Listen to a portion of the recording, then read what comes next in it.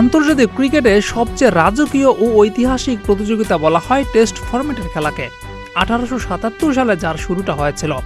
বাংলাদেশ এই ফরম্যাটে খেলার মর্যাদা লাভ করে 2000 সালের 26 জুন। তবে প্রথমবারের মতো আন্তর্জাতিক টেস্ট ম্যাচে বাংলাদেশের অভিষেক হয় একই বছরের 10 নভেম্বর ভারতের বিপক্ষে। সেই থেকে একে একে 24টি বসন্ত কেটেছে। এই দীর্ঘ সময়ে বাংলাদেশের দলীয় অর্জন খুবই যৎসামান্য, তবে ব্যক্তিগত অর্জন ছিল অনেক। তেমনই কিছু দলীয় ও ব্যক্তিগত সাফল্য নিয়ে থাকছে আমাদের 10 পর্বের ধারাবাহিক প্রতিবেদন, যার প্রথম পর্বে আজ থাকছে অভিষেক ম্যাচে বুলবুল দুর্জয়ের দুর্দান্ত ইতিহাসের কথা। বাংলাদেশের টেস্ট মর্যাদা লাভের পরপরই শুরু হয়েছিল আলোচনা সমালোচনা। বাংলাদেশ টেস্ট খেলতে পারবে কিনা, বাংলাদেশ টেস্টের মর্যাদা ধরে রাখতে পারবে কিনা সেসব নিয়ে সংশয় ছিল। তবে ভারতের বিপক্ষে প্রথম ম্যাচেই সংশয় সব উড়িয়ে দারুণ শুরুর পথ দেখান বুলবুল এবং দুর্জয়রা। অভিষেক ম্যাচেই 145 রানের দুর্দান্ত একটা ইনিংস খেলেন আমিনুল ইসলাম বুলবুল।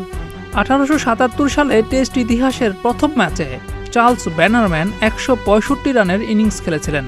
কোনো দেশের অভিষেক টেস্টে সেটাই সর্বোচ্চ ইনিংস।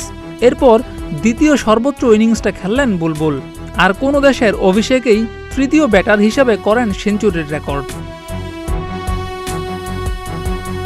প্রথম ইনিংসে বাংলাদেশের করা 400 রানের জবাবে ভারত করেছিল 429 রান।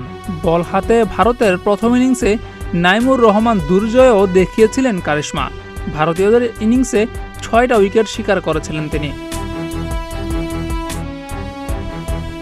যদিও দ্বিতীয় ইনিংসে আর প্রথম ইনিংসের বাংলাদেশকে দেখা যায়নি, মাত্র 91 রানেই অল আউট হয়েছিল তারা। ভারতও ম্যাচটা জিতে নেয় 9 উইকেটের বিশাল ব্যবধানে। বাংলাদেশ সেদিন ম্যাচ হেরেছিল, তবে লড়াই করে জবাব দিয়েছিল সারা বিশ্বের সমালোচকদের। অভিষেকেই ভারতের বিপক্ষে বুক চিতিয়ে লড়াই করার যে মানসিকতা বুলবুল দুর্জয়রা দেখিয়েছিল, সেটাই ছিল পরবর্তীতে টাইগারদের জন্য অনুপ্রেরণা। জিয়াউর রহমান, প্রতিদিনের বাংলাদেশ।